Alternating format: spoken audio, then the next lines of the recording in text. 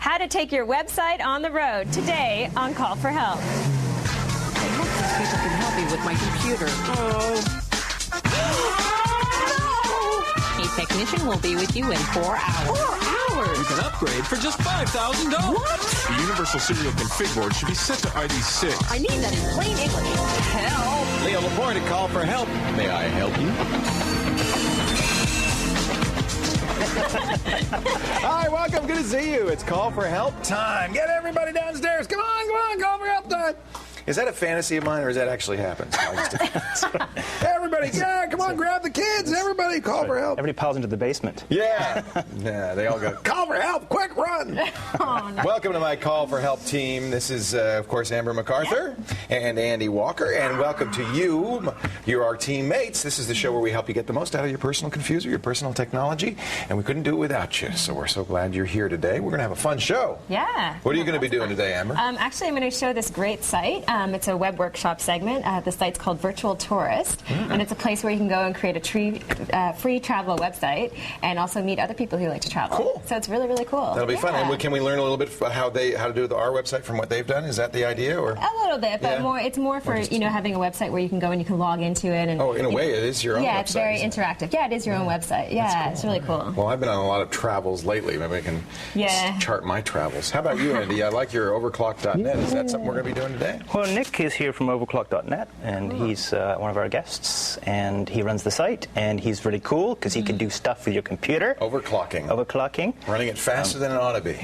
Right, but I'm also doing wireless printers. There's a whole new trend towards wireless printers. That would explain why their printers spread out all over the studio today. That's right. See, my set's way over there, printer here. and there's a printer way over here, just to prove no wires, kids. That's very cool. Do I have a fat lip? No. I was eating chocolate earlier. I bit my lip. No, You'd you can't think notice. in 47 years I'd learn how to eat.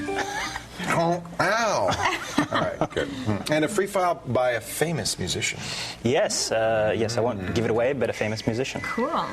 Very fun. That's all coming up. We're going to have a good show today. I'm glad you're here. Let's get our first caller on the air, though, shall we? All right, we have our first caller. It's Mike from Waterloo, Ontario. Waterloo, Waterloo. Say hello, Mike, to the lovely Basil. Hi, how are you? Hey, it's good to see you, Mike. Welcome to the show. Good. Been a fan for a long time. Glad to hear you back on the air. Oh, well, it's so good to have you. And what is that on your hat now? Is that a Canadian Maple Leaf? Team Canada. Oh, that's Team Canada. Of course. Of course. How could I have been so foolish? A lot of Team Canada fans in Waterloo?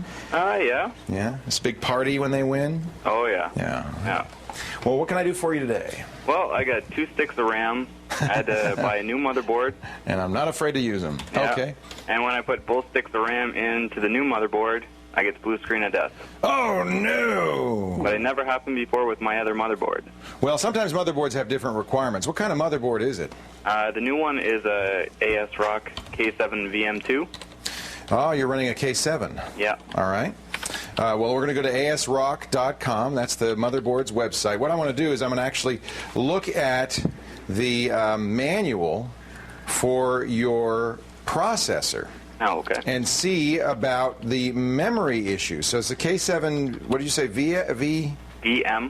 VM2? All right. Let's see here. Let's go to support and manuals. There we go. So let me find the K7 VM2. I'll just do a Control F and we'll K7 VM2. And there's the VM3. VM2. There we go. All right. So I'm going to download the manual. Here's what I'm thinking. Tell me about the RAM sticks. Are they the same? No, they're both the same size, though, not the same make. Not the same make, but they're both how big? Both of them are 256. They're dual 256. Yeah. Okay. 133. SD RAM. They're SD RAM. Okay, yeah, because I think this motherboard does both SD and DDR, as I remember. Yeah. And in fact, there. Okay, so it's got 2 slots for SD RAM, and you're putting them in DIMM 3 and DIMM 4, right? You're putting them in the right slots. Yes. Okay. Now, the only issue, if they were different sizes, that could be a problem. Sometimes you need to add RAM at the same size. If they're different speeds, that could be. Are they both PC100 or PC133? PC133. They're both PC133. I don't think the different makes should make any difference. One's, I believe, a Hyundai and a Hynek. Okay, Hynek I never heard of. This sounds like they're both Korean RAM manufacturers. Yeah. As long as you're putting them in the correct slots, and you see they have, but you wouldn't be able to put it in the wrong slot because, of course, the SD RAM has a different pin out. Yeah, so 184 and 168. Yeah, exactly. So it wouldn't really fit. The other place to go to make sure that your RAM matches. By the way, this is the manual you probably have, but yes. I'm just looking at it, and you probably already looked through it to make sure that you're adhering to all the rules and everything for adding RAM. Sometimes you have to add RAM in pairs. Sometimes you have to have duplicate RAM in each pair. It could be that one of the sticks has gone bad in between the time that you had it in the old machine and the new one. Now, the other place I like to go to take a look at RAM requirements is Crucial.com, which is a memory manufacturer. And you can drill down through Crucial by manufacturer to find out exactly what kind of RAM your motherboard requires. So let's go here, K7 VM2. Yeah. And it says, exactly what we just said, which is you've got 2 banks of DIMM RAM for each SD and DDR. Yeah. This is what they recommend. It looks like let's see, those are, it looks like they are expecting CAS latency 2. I presume that's what you've got in that. If I go into the CMOS, it's the latency is at 3. Mm-hmm. 3 is what they'll do in DDR RAM, but I think you might want to try setting your latency to 2. Okay. That might actually be what's going on. It might be that your motherboard is actually running too fast for that RAM. Okay. Now I've tried I know both sticks of RAM work because you've tested them both. Tested them both, and that, but it only happens when I put both in. I get the blue screen of death. Have you tried them one at a time in the system? Yes. And they both work individually. Yes. Oh, they don't like each other. The other thing is possible is that second slot could be messed up. Okay. That's also a possibility we cannot ignore. If there's something wrong with that second slot, well, that would have that problem. I would try going into BIOS and make sure that the latency is set the same. Okay. So put it to a 2? Yeah. The CAS latency, CAS stands for column address strobe. It has to do with how the RAM is read, and it has to do, it's kind of like wait states. It's how long the system should or how long the RAM you have to wait before you set the strobe in the other direction. I have a vague understanding of it, but it does impact the RAM, and if you're going too fast, it could be that the RAM is just going, I can't keep up. Okay. That could be I would say that's the only thing I see here. I mean, you're using, for all intents and purposes, identical RAM. Both sticks work. It's either that or the socket's broken is all I can think of. Can you think of anything, Andy, based on what we've just heard? Nah, I come up with nothing, except for the fact that this is a really esoteric problem that very few people are going to encounter at home. Well, it doesn't, if you build your own computer or you add RAM, it's not unusual. I would have normally suggested a RAM tester, but you've actually checked both RAM and they both work. So you've tried them in different orders, swap the slots? Yes, I have. Yeah. The only thing I can think of is change the latency and see if that makes it work. Okay, then. Good luck. That's one thing to try anyway, Mike. All right, thank you very much. One's better than none. Yep. Hey, go Team Canada. All right, then. They're done, right? This is it. It's over. Did they win the whole thing? Won, yeah. They won the World Cup? Whole shooting match. So they're done. And when's the next World Cup? Like 4 years? That's right. About that, yeah, I think. So you're going to wear that hat for 4 years now? Yeah. Yeah, why not? Yeah. Why not? Okay, then. Great to talk to you. Take care, thanks. Mike. All right. Bye. Wasn't the song like the kind of the national anthem of Canada for a while? The Team Canada song, wasn't it? Like everybody was singing it everywhere. Unofficially, perhaps. Unofficial. Yeah. Well, that's how it ought to be. Coming up, free yourself. We go wireless with your printer. When Call for Help continues, stay right here.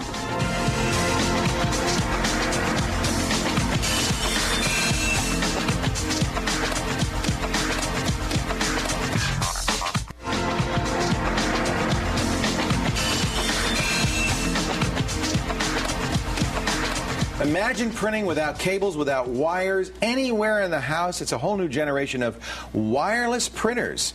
Andy has a step-by-step guide to show you how to set up your own Wi-Fi printer. These all use Wi-Fi for the most part? No, some of them use Bluetooth? The PictureMate, the Epson PictureMate, which is right here, Actually, you can either use a Bluetooth adapter or Wi-Fi. Cool. But the whole new generation of printers are starting to go wireless because the idea is you place it anywhere in the house. I wish it's really inconvenient where my computer is. The printer has to be within 6 feet of that, and that's really inconvenient. I'd like to be able to put it somewhere else, like the closet, Yeah, no, it's one of those things that's just. I think everything ultimately will be wireless, and printers. It makes so much sense. First, your computer goes wireless. Your printer is absolutely not. Does it add a lot to the cost of the printer? No, actually, I was really surprised. Yeah. I'm going to show you the HP PhotoSmart 2700 all-in-one, and this thing runs about $500, which once upon a time. But this is a scanner, a fax, and a printer. That's right. That's right. And so it seems to me that the wireless aspect adds maybe $30, $40, $50 perhaps to the price. Why don't you start printing with that thing? So it's over by Amber. It's all the way over there. And my computer. But there's no wires connecting it. No. And so you're just going to print to it from this computer. Yeah. Wow. It's actually a really nice suite of. How hard is it set up? It's very relatively simple. Now, I mean, what you do have to do is you set it up as a network printer. You set up as a network printer, right? Okay. That. The software is supposed to do it for you, and it didn't. I had to manually do it, so it kind of flaked out there. But you went into your printers and faxes, and you set it up and added a new printer and so forth. And That's right. Okay. Yeah, exactly. You have to set up an IP. You basically give it an IP address, which is an addressable place on your home network, and then it has its own address. Okay, right. great. And you can also go into it has a wonderful color screen on it that allows you to actually do the configuration and tell which wireless network ID. Interesting. So obviously you'd have to have an existing wireless network or set up a wireless network to use this. You're not going to just kind of plug it in and it's going to work. No, unfortunately not. But the plug and play thing is getting a lot easier these days. But I'm just going to pick a picture. There's a good package of software called ImageZone from HP that comes with it, and I'm going to pick a picture of my cat Roo, which everybody met. We met Roo last couple of weeks ago. And all you do is hit print and say print. I mean, it's once the installation is done. That's cool. It's a no-brainer. Yeah. So it's printing out now. Yeah. How far? What the normal Wi-Fi range? 150 feet, 30 meters. Yeah, exactly. 50 meters. So I actually didn't test it at the outer limits. So I would suggest you always go half of the maximum range to make it work. But I mean, most houses aren't much bigger than only a couple hundred feet across. Now, anyway. is there a way if I have an existing printer that I can enable it to do that? Yes. Well, there's a product here called the Pricom. It's a horrible name, SX3700WB. Oh, that! Right. That's easy. Which is no kidding. But as you can see, it has a little USB port here. Right. Right there. So it's a wireless device you can hook a printer up to. Yeah, so it can actually talk to your wireless network. So you can put anything like a scanner too. And you're starting to see more and more Wi-Fi adapters, access points with USB on them. This is the Airport Express, and this also has a USB port. So I could hook up my printer to that and just plug this into the wall. Can you plug in any printer into that? Any USB printer. Is that right? Yeah. Well, now that's a good question, but yes, I believe so. That's a very good question. I think the software, I haven't done it yet, so I will find out, but I think the software handles that. So, in effect, it makes a wired printer wireless by plugging into this device. I love the idea that your printer can be far, far away from the computers in the house, or the kids are going to have. We can share it. Yeah, computers upstairs and downstairs and all over the place. Right. We have one color inkjet. We want to all use it. We got computers all over the house. That makes sense. That's right. Yeah. And what's great about this new generation of wireless printers and the all-in-ones is you can wirelessly scan now. You can wirelessly. Oh, can you scan now. with that one? Yeah, you can. Oh, look, it's coming out. Can it come out? Came out of the printer. Look, Amber's going to bring it over. All right. This is Would you use one of these in the house, Amber? Yeah, I definitely would. Is your printer right next to your computer? Yeah, it's right next to my computer. But yeah. I guess the all-in-ones are really pretty hot now amongst sort of moms and dads and stuff. Yeah, no, they'd be great in the house. Or even, just to put it in the living room if you're having a party or something and you want to print out some photos. Now, we didn't use photo paper, so it doesn't look as great as it would. But she's cute. Amber likes this printer here. I love this. I think this is fantastic. Tell us about this, Andy. Well, it's the picture made from Epson. And basically, the handle. It's what I like to call sort of the portable photo mat. So it makes your standard prints on paper, and it's a bit of a no-brainer as far as setting up. And the beauty of this is you also don't need a computer because it has slots for memory. So if you have a camera, you could take the memory right out of the camera, put it into that, and it has a little LCD on the top that you can instruct it which ones to print. It'll print a contact sheet for you, and then after you have the contact sheet, you can say, I'll print 1, 7, and 3, and it only does the regular 5 by 7. That's so cool. For a kid's birthday party or something, bring it along exactly. with you. I used it for that because my daughter needed pictures for a collage for school, and of course they're all on my hard hard drive. Yeah. I hooked that up and I printed, boom, boom, boom, boom, and it was great. And they're all very good quality, about 25 cents U.S. a print, which is about what you'd pay at the low-cost photo processors. Right. What's great about this wireless too? Well, yeah, you can buy either a Wi-Fi adapter or a Bluetooth adapter. So, I mean, you know, if you could probably get it to go. I didn't try this either, but you could probably get your camera phone, this Bluetooth, wirelessly to send it to that. Yeah, and print those out. What a neat idea. Yeah, I guess this is the idea, is that you take it to the wedding or the party. Keep it in your car. And you keep it in your car and you print them out. And I have to say, I've been very happy with the prints on that. In fact, when I get home, my job, probably tomorrow or the next day, is I'm making badges for all the parents. It's the 7th grade dinner. Oh, no, the 4th grade dinner, and I'm making badges for all the parents. I have a picture of their kid, which I took all the pictures the other day, and then I'm going to print, and that's what I'm going to do. I'm going to print the badges on that. They're like little art factories, aren't they? It is. You know, you go get your Avery labels and... But I need to get that wireless. So that's an add-on for that? That's an add-on, yeah. Okay. Yeah. So there's a little slot, in fact, in the back. We'll turn it around here. Just plug it into. There's a couple of little, so you actually buy it separately. And what kind of printer do you have? Cool. I actually have an HP printer. It doesn't have any, no bells and whistles. No bells and whistles. It's not wireless or anything like that. Just old school printer. Yeah. I don't print a lot though, to be honest with you. But if I had a cool printer like that, I would. You would do a lot of prints. Yeah, I print photos. That's the thing. I suspect this is going to be one of the killer printers for Christmas this year. Yeah. I love it. I love it. That's the picture made from Epson. All the wireless devices we showed you, and the HP wireless printer. Information about that on our website at callforhelptv.com. Look at little Rue. Isn't she sweetie? Now, before we take a break, let's test your technologist daily quiz time. Hey, Rue, who invented the Linux operating system? Was it Linus Van Pelt, Melvin Torvalds, Linus Torvalds, or Bill Gates? Get to the website, give us the answer. I think there's one person who knows. And we'll tell you about it when Call for Help continues.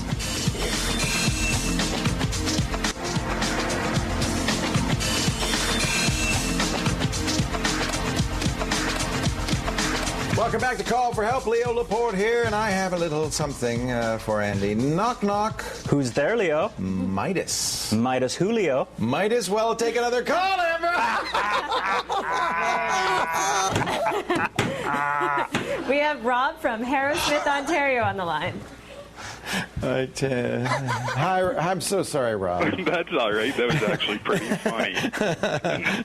Thanks for calling in. What can I do for you? Oh, first of all, I just want to say, like everyone else has said, for the past month, welcome back to Canada. I'm so happy to be here. Thank you. The show's great, even though my wife isn't too impressed that I watch it every day. But well, we'll get your wife. What does your wife do? Anything with technology at all? Does she have a cell phone? She has a cell phone. She has a PDA. All right. But we'll win her over bit by bit. Just give it, give it time. Yeah, that's right. Okay, I got a question for you. All right. Okay, I live in Harrowsmith. It's a little town about 15, 20 minutes north of Kingston, Ontario. Okay. And we don't get high-speed internet out there at all. Yeah. And I moved from Kingston, where I'm work in Kingston, where I have high speed. Yeah. And I'm thinking of opening my own business, and I need high-speed internet. Yeah. What do you think of satellite internet operators that are out there? Before I moved into the country myself, my very first question: high-speed internet? And I wouldn't move unless I could get high-speed internet. Now, the nice thing about satellite is you can get it anywhere as long as you have a view of the southern sky. But there are some drawbacks to it. Now, a number of companies provide satellite, internet satellite to Canada, including Directway, which is part of the Hughes Direct TV service. They do satellite television in the States. I don't know if ExpressView does high speed. They used to. They used to. I don't know if they do. I'll have to check and see. Yeah. The only problem with that, I checked into that one as well, and I know that you can receive, but when you send out, it's only by on phone. Dial-up. Yeah, that stinks. So, I know Directway is both ways. Two-way. Yeah. Now, let me show you. This is the Directway system. Here's drawback number one: $699 to get set up, right? Yeah. That's Canadian. That's because you've got to buy the special dish and the special modem. All right. And then the service. Here's drawback number two: $89.99 a month. That's what it starts at. Let's take a look at what you get for $89.99 a month. I'm opening up. These are all the different plans. It's kind of small here. Let me zoom in a little bit to this so we can read it a little bit better. So for $89.99 a month, you can have one user, upload speed, and this is very important, 50 kilobits a second. Yeah, Now, that's modem speed. Yeah. The download is 500 kilobits. That's about right. When I've tried it, it's been more like 250, 300. But they have improved it, so I'm going to give them the benefit of the doubt. I think they probably can get up to 5 kilobits. If you're willing to pay $150 to $200 a month, they say you can get to a megabit down and 100 kilobits up.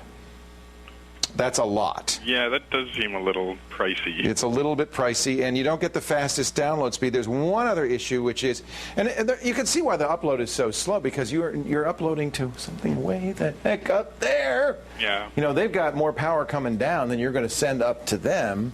So you can see why that, that's so asymmetric. But then the other, and that's by the way, the phone thing is almost as fast. Right. And it's doing it that way. But the other issue is latency. It takes, a quarter of a second to get down here. Then you do some stuff and then send it back up another quarter second up. That's a half second of latency. That means if you're trying to play, let's say, first-person shooter game, forget it. You're dead. Yeah. The other thing that I used to do when I lived in town was play my PS2 online, and I kind of miss that. Yeah, you don't forget it on that. I don't even know if it'll. I guess it would work with the PS2. They've got it working with Windows and a Mac. I bet it wouldn't, because you need some special software. It's not. I guess if you get the router to work with it. Right. Then, and that means you probably have to get the special personal and business application, which is $139.99 a month. So I could, look, how bad do you want high-speed internet? Not that bad. That's yet. pretty bad. And I bet your wife wouldn't want it that bad either. Yeah, not likely. Yeah. Now, there is hope down the road. I mean, there's a lot of things happening. We're starting to see Wi-Fi in a lot of rural areas because there's no infrastructure. You don't have to put wires in the ground. I think there's some great hope for this new technology. Hams hate it, called broadband over power line. They're testing it in the States right now.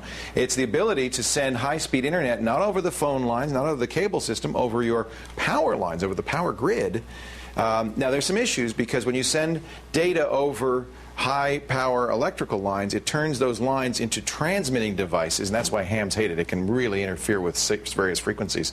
If we can solve those problems, and they think they might have, then that's potentially going to be bringing high-speed internet to everywhere, even the most rural areas. Is it going to be in time to save you? I don't know. But at least that's something to hope for down the road. Yeah, I think that's sort of what I'm going to be doing, is hoping a lot. A lot of hope. But, a lot of hope. I'm sorry, Rob. The other thing you could do, and some people do this, is become an internet service provider. You lease a high-speed line, because even though you're remote, you can still lease a high-speed line.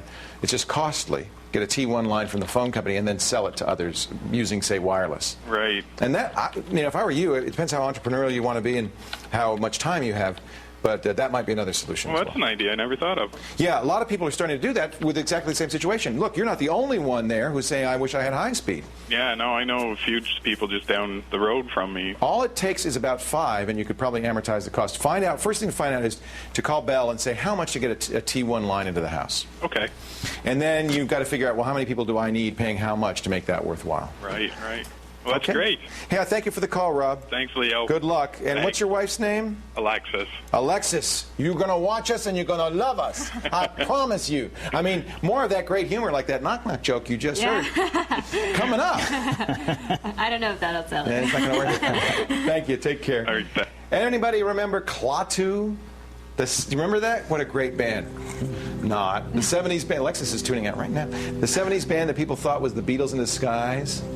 There were no Beatles in the band, but there was a would-be programmer. So what's the story, Andy? Klaatu? Klaatu. That comes from The Day the Earth Stood Still. Do you remember that movie? I do. That was how you told the robot not to destroy the Earth. Klaatu Barada Nikto. Klaatu. Wow. Barada. You got to get it right or the robot doesn't stop. So this is Klaatu? Yeah, D. Long from Klaatu. Is still making music today. Why not? It's very relaxing. And he decided that he wanted to take some advantage of, I think it was direct sound in Windows or something it's like built that. into Windows, yeah. So he created a sampler, basically a drum sampler, and I have to send out a hello to Greg in our sound room. He pointed me this way, and he actually chatted with D. This is something you can play with.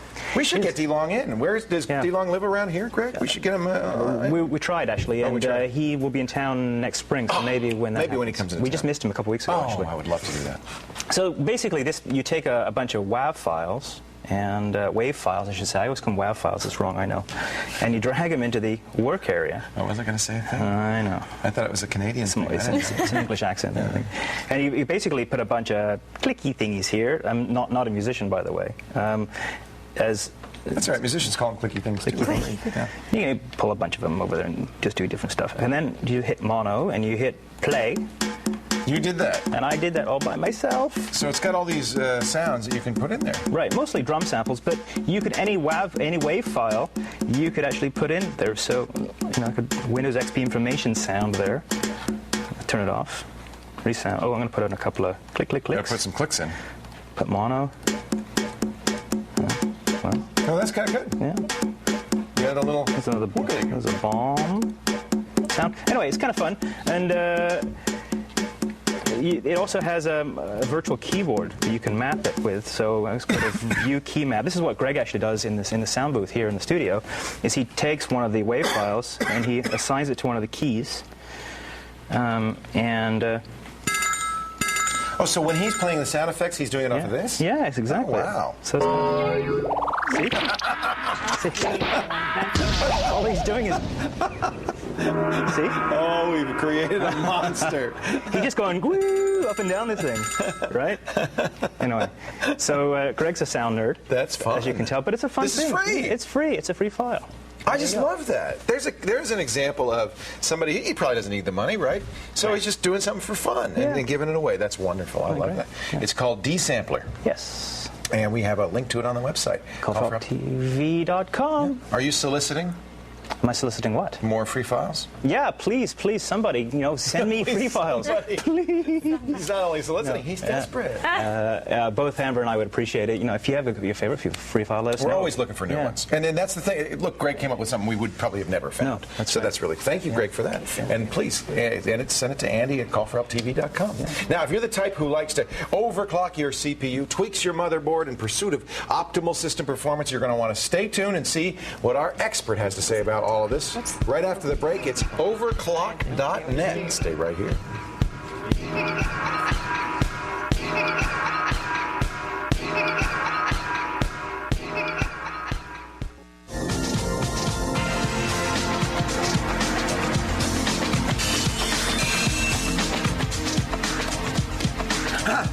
Welcome back to Call for Help. Leo Laporte here. Joining us today, Nick Barbuto, who is a wizard on getting more power out of your PC. He runs the site overclock.net, and he's been overclocking for some time. Nick, welcome to the show. It's good to see you. Nice to meet you. Thanks very much. So, what is overclocking? Well, overclocking is taking your standard system and bringing it up to a performance level that's above and beyond what the system specifications originally outlined. So AMD might say, or let's use Intel because they actually talk about their own clock speeds. Let's say Intel might say, oh, this is a 2.4 gigahertz Pentium 4. You're running it at 2.6 gigahertz. Exactly. 2.8 gigahertz. Exactly, and it not only applies to your processor, but also your graphics card. That's another element within your computer that you can overclock. You can overclock it. But anything with a processor in it, I guess you could run faster. Absolutely. Your RAM, you can run that faster over and above their original specifications as well. Now, in the old days, in my time, about a year and a half ago, it was a very common thing to do because processors were very expensive. They didn't have super fast processors, and things like the Celeron. I remember it was the 633, the 733 was highly overclocked. Right. You could double the. It's not quite the same now. First of all, processors have gotten very fast. You can get 3 gigahertz processors. Exactly. Prices have dropped quite a bit, and you're not getting 50% increase in performance. What kind of increase are you getting? Well, for instance, with an AMD 2500 plus mobile processor, you can take that from 1800 megahertz, which is the standard clock speed, and bring that all the way up to about 2500 megahertz. Well, that's huge. It's significant, and the main reason for that is because it requires so little voltage, because it was designed for the desktop, or for your notebook. Laptop, yeah. Exactly, and now you can run it within your desktop. So there are still some processors that you can get 50% or more improvement on. Absolutely. But you just have to know which one. Absolutely. All right. Well, how do I overclock? Well, there's a couple of easy things. First of all, if you need to have a processor, or a motherboard that has the capabilities of overclocking. An Intel motherboard will never do that. Exactly. An Apple motherboard will never do that. Exactly. But these third-party motherboards do. Exactly. Which ones do you like best for overclock? I like the Asus, the The Asus MSI okay? MSI is okay, absolutely. Gigabyte, you like? NFI's a new one out there that's pretty good as well. Okay. Yeah. Yeah, we've always used Asus. And now Asus, this is an Asus motherboard? Yes. They build into the BIOS the ability to do this. So when you first start your machine, it says press delete or escape or F1 to enter BIOS setup. That's what you've done right now. We're in the BIOS setup utility. Exactly. How do you change the speed of the computer in there? Sure. So the first thing I'm going to go to is the advanced tab. And within here, I have many different settings. Actually, the first place I'm going to go is over to the hardware monitor, just to confirm that my temperature is not too high. So I'm at 49 degrees, so I'm okay to start overclocking. Temperature is a big issue. Absolutely. It's probably the biggest inhibitor of overclocking. We'll get to that in a bit, why you would want to cool. Sure. What would you say would be too high? Your stock speed, probably 47, you wouldn't want to go above that on an idle. Okay. But when it's actually on load, probably 55 is probably your absolute max. If you go any farther than that, you're going to risk damaging the chip, and you're certainly going to impact reliability. Absolutely. Okay. Stability is a big issue. 55 is the top. Very, very top. So first thing we're going to go to is within the advanced setting. In this specific BIOS, it's the config system frequency voltage. And we can take a look here. I'm actually have this all set up manually. So Asus does a great job at being able to overclock. And you can actually just use their numbers. Exactly. So you could say overclock by 10% if you wanted to. Again, in my day, we used to have to change jumpers. Right. Sometimes you'd have to draw a little lead pencil mark on the chip to get it to overclock. I mean, this was tricky. Now you just go in the BIOS and you say, "Oh, I'll take 7%." Exactly. Now you shouldn't go too crazy, right? No, not at all. So what I've done, slow. Exactly. So what I've done is I've gone actually into the manual settings where I can increase. The first thing I want to do is increase the front side bus frequency. That's the kind of the trick in overclocking is the processor gets its speed from the speed of the bus. Exactly. It's a multiplier times the bus speed to give it the total speed. You got it. So by increasing the bus speed, you're increasing the chip speed. Exactly. So right here, the default originally was 200 right off the bat. So you can see I'm significantly. You're way over. I'm way in there. So I'm actually running at 260. Holy cow. With a multiplier of 9.5. So what that Now you can't change that multiplier. I can change the multiplier actually. I thought they were. So AMD does not clock lock their chips? AMD does. They do it on the. I can't go higher than the standard, which was 11, but I can go lower. Well, you've turned it down. Yeah. Now, why did you do that? So what I did is I wanted to turn it down to find the most optimal balance between my RAM and my CPU. Ah, because sometimes by running the bus faster, you get more out of your RAM. Of course, you can also break cards. Some cards won't work as well because they're also on the bus. Absolutely. So you have to balance this. And that's one of the great things with this BIOS is I didn't know you could do that. You actually have PCI and AGP locks so that you don't have to overclock your entire system, everything that's on the bus So anymore. you can keep your cards the same speed as the nominal speed that they should be. Right. Same thing with your video cards. You keep that the nominal speed and still speed up memory and the processor. You got it. So you found that slower processor but faster RAM is giving you more bang for the buck? Yeah, exactly. So if I actually go into the RAM tab, which is... You're overclocking, still overclocking your processor, but just not as much. Exactly. Well, I am actually in the long run. You'll see that right now I'm running into a 1-to-1 ratio. It says 2-to-1 here because it's DDR RAM, which I'm running. But what I've actually done is I've also set up the latency of the RAM itself so that through the combination of all of it, I'm now able to get the most ideal performance. So how much did you increase the performance of this machine with all those settings? Sure. Well, it was stock at about 2.2 gigahertz, and now it's at about 2.475 gigahertz, and I can go... It sounds like a lot of work for very little. Not really. It's actually a significant increase. You because, notice? Really, 100 megahertz on an AMD machine isn't really the same as a 100 megahertz. It's such an efficient process. Exactly. Yeah. So this AMD, right now in here I have an AMD 3500 plus A64 chip, and it's a very powerful system, and now it's even more powerful. That's really cool. Yeah. Notice, though, we mentioned cooling. You do have to have some significant cooling. For instance, you actually haven't put like a lot of water cooling or anything. You just have a big... is this a special heat sink that you have on here? Yeah, that's a Zellman heatsink fan, and it's very significant. For $60, you can replace from... This was the stock fan here. Exactly. So you just pried that off. And now, of course, you're also... because this stuff is attached to the chip here, not glued, but it has some thermal paste on it for better conductivity. Exactly. Right? And you're using Arctic Silver. You think that makes a difference? Yes. Arctic Silver 5 is probably the #2 thermal paste out there. There's one out of the China market that's really, really good. Is this geeky? So all of this information is on overclock.net. Yes. You learn all this from there. Nobody expects you to know all this. In fact, I don't expect you to follow anything we just talked about. But if you wanted to do this, you could see how it could be kind of fun, and you get a benefit. You get a much faster machine.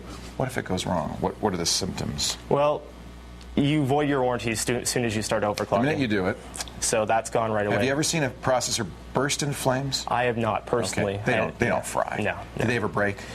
You can get them to, if you overheat them, absolutely. That's why cooling is important. Yeah, absolutely. Mostly, you get an unreliable machine, and yes. you just turn it down. Stability, exactly. So what you want to do is make sure that your machine is stable by running stability tools like Prime 95, which will just run your CPU at 100%. Just to see what happens. Exactly. You have all that on your website? Yes. Yes. And do you ever turn up the voltage a little bit to give it more reliability? You're exactly right. So what? That's another thing, another trick you can do is give it a little bit more juice, not a lot. Exactly. So in here, that's where you can fry it. The CPU voltage was stock at 1.45, I believe, and now it's up at 1.725. Asus really gives you a lot of nice features. Exactly. Times have changed since my day. If you want to know more about overclocking, we got it all on the website, overclock.net, or go over to callforhelptv.com. It's a fun thing to do. You know, most of us are just going to go out and get a processor and run it the way it came. But if you want to tweak your system, it's a way you can do it. And look how pretty it is, this one too. You got to have a little mod here so you have a bright like front and all that stuff. Hey, more to come in just a little bit as Call for Help continues. Don't go away.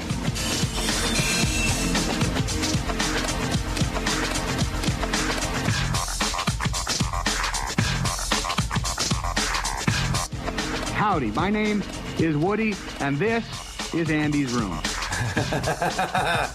It is. It's Andy's room. We're all in Andy's room. Well, welcome to Andy's room. I'm Leo Laporte. This is called Call for Help, of course, and it's time to take another call for help. And I believe Amber's got one for us. Yeah, we actually have a webcam call. We have Andy from Birmingham, Alabama. All the way from Alabama. Did the stars fall on Alabama last night, Andy? They sure did, Leo. It was beautiful. Hey, it's great to see you. Welcome to the show. Thank you. I know it's kind of a hardship on our U.S. Fans because you can't see the show yet, but we're working on it. Great. Good. What can I do for you today? Well, you know when you right-click on a file, you get a list of options. Yes. And mysteriously, some things have been put in there, and I'd like to learn how to get rid of some. Where do these things come from? Yeah, a lot of times when you install a program, it'll add these are called the shell extensions. It'll add some things to the right-click menu. So right now in my, I have a pretty standard right-click menu. So I right-click on something I have open, run as, pin to start menu. That's normal in XP. That means it'll be part of the start menu all the time. We have these send to things. These are very easy. You can add to these. That's actually very handy. Sometime I'll do a tip on how to do that. Cut and copy, create. But as these are all pretty standard, but as you add programs, you might get more features. For instance, if I right-click on a drive, because we've got Partition Magic installed in this system, I get an extra thing, Partition Magic, right here. All of this information is stored in the registry. Ever edit the registry, Andy? Yes, on occasion. All right. Well, that's where we're going to send you right now. I'm going to go to Start, and I'm going to click Run, and I'm going to type. Now, you can type regedit, but actually there's a 32-bit registry editor that I would recommend you use if you're using XP. REGEDT 32. There's no I. Regedit 32. And what we're going to look at is the shell extensions. Now, those are right at the top. The way a regedit works, of course, is we're looking at the settings for the Windows machine. Under this key, these are all called keys, we have H key classes root. And underneath it, there's the asterisk key. And in there are the shell extensions. And we're going to look at the context menu handlers. And these are various added context menu handlers. For instance, remember I said start menu pin? Well, that's right up here. See that? And I said, well, we didn't see it, but we have ISARC installed, and we'll see that. If you can compress the file, that'll show up, and so forth. So you can literally remove them by just clicking on the key and pressing delete. It'll go away. If you don't see the one you want in there, you might want to do a search, because sometimes they store it in other locations, but that's fine. Regedit allows you to do a find command, and you can actually search for it. The one thing you should keep in mind is on menus in Windows, if you have a underscore under a letter, let me see if I can find one with an underscore, yeah, like the underscore N, you should write that as ampersand N. So you would search for map space ampersand N at work drive, whenever you have, wherever that underscore is. That's the keyboard shortcut, and that's how, when you create a menu, you do that. But you can search through the registry and find those shell extensions and remove them. What do you have? What kind of shell extensions? You said they were weird? Well, I got like WinRAR and QtFTP has put all their stuff in there, and I tried them, and I've uninstalled the program, but they're still sitting around. You don't even like the program, and you still got the right-click thing. Yeah, I mean, it's done as a, for QtFTP, it's an FTP program. Makes it easy. You can right-click on a file and FTP it, upload it automatically. WinRAR is a file expansion program. You can right-click on the file and expand it automatically. But yeah, if you don't want to see them, all you have to do is go in the registry editor, look for the shell extension, press the delete key, it'll be gone. All right, well, thank you very much, Lou. Hey, my pleasure. Thank you for calling the show. I appreciate it, Andy. You have a good day now. Take care. Bye-bye. Andy. Don't move a muscle. You might need to use the old noggin to guess the answer to our quiz question of the day today. We want to know, who is the creator of the Linux operating system? Is it A, Linus Van Pelt, B, Melvin Torvalds, C, Linus Torvalds, or D, Little Billy Gates? We'll be back with the answer in just a moment. Stay right here.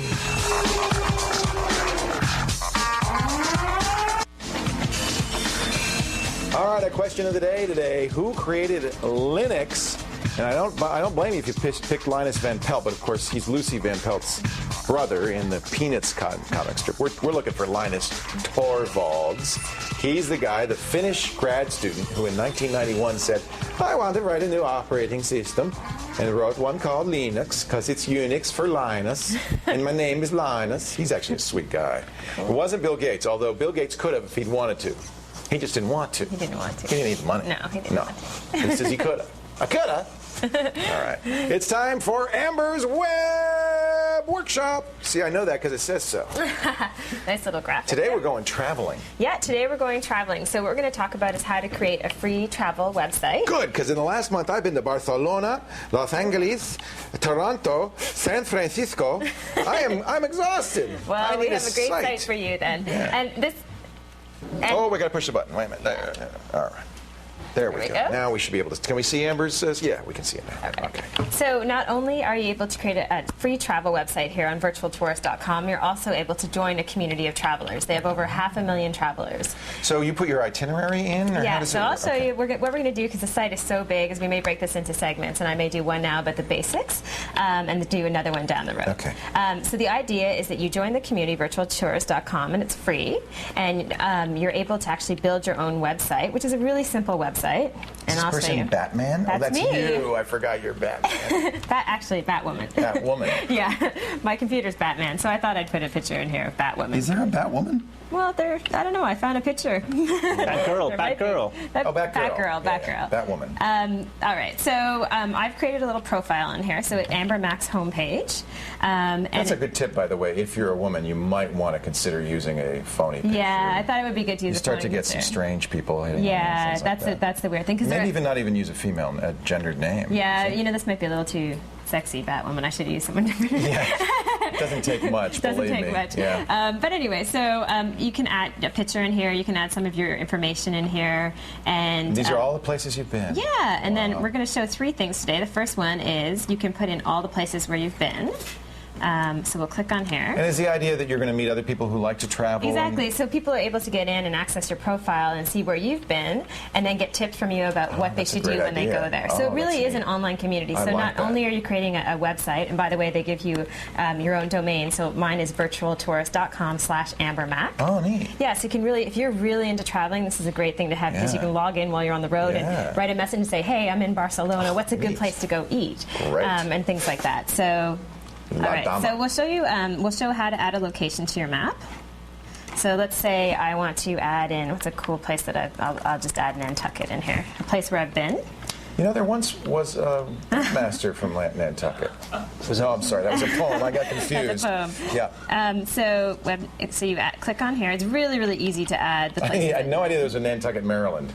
That just shows you. I know. That's amazing. I know. It pretty much has every location you can imagine. So you add that to your map, and you're able to. Look at all the places you've been. Yeah, those are all. So it highlights everything in blue, and you're able to actually build your own Nantucket page that can talk about restaurants and talk about places to shop. So you can do that for all of your different, all the different locations. So that's really, and you said really there's cool. Thousands of people who've done this already. Oh yeah, there's over 500,000 people in this database. So and then like you can see here, it has a little map. Yeah, of all the continents you've been to, or all the places where you've been. So it's kind of cool. And then you'll see it has a list of them as well, so you can build and edit your own websites within these different areas. Yeah, Yeah, so that's kind of neat. And then other people are able to access the site and send you emails. So I just got an email. This is kind of cool, actually. I got an email from someone. Hi from Mullinger.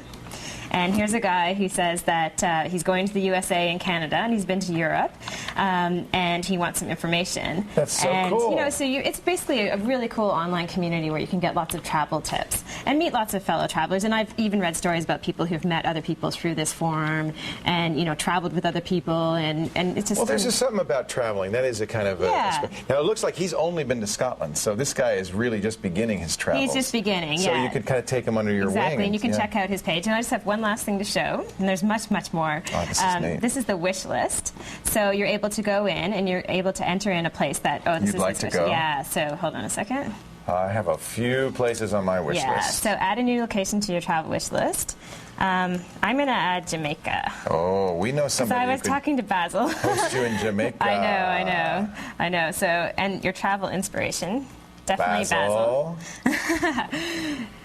And then, so you can go in and you can create a page and you can talk about neat. Jamaica, and then you can get tips from other people who've been to Jamaica, so maybe it inspires you to get there. That's a nice idea, exactly. You might be more likely to go there because you're starting to make that wish real by putting it on the page and then getting some info. Oh, exactly. I mean, there's so much in this site. A friend of mine recommended it to me because she used it while she was traveling, and she went around and she would say, hey, I'm in Greece and I'm in this location, do you know any cheap hotels? And then she would go back to the internet cafe, and all these people from the community would post things and say, check this place out, it's really cheap. So it's just a really cool free service. I love to travel. Yeah. This sounds and like an easy way to build a free website. Creating a page tonight. We love your questions. We love your comments and suggestions. If you've got suggestions for Amber, Amber at callforhelptv.com. Amber's website, ambermac.com. We'll have some final words right after this. Stay right here.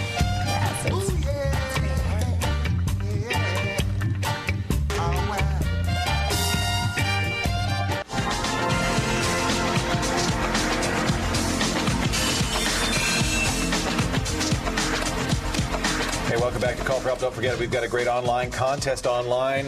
Well, that's where an online contest would usually be, I would think. At callforhelptv.com. It could be an offline contest online, but then that wouldn't make any sense.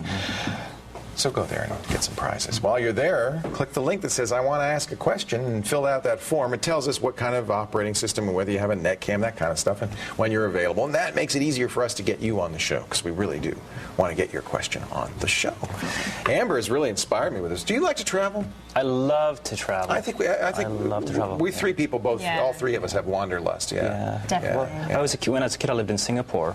And my dad was in the Air Force in Britain, so we went around a lot. So you traveled as a kid, Did you? Yeah, I did quite a bit of traveling, actually, as a kid with my parents, and, toured around. Much more than I do now, because I'm too busy. Yeah, I know. Well, I go to Toronto every month. That's nice. That's a nice place. I'm loving it. I'm having a great time. Well, we're so glad you watched the show, and I do hope you'll come back and join us. We'll be back, of course, as we are every day at this time.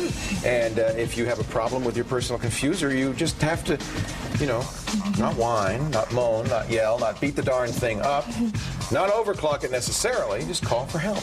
Okay, we'll be back, and we'll see you then. All right. Have a great day. Bye-bye. He's got more gadgets on him than a Swiss Army knife.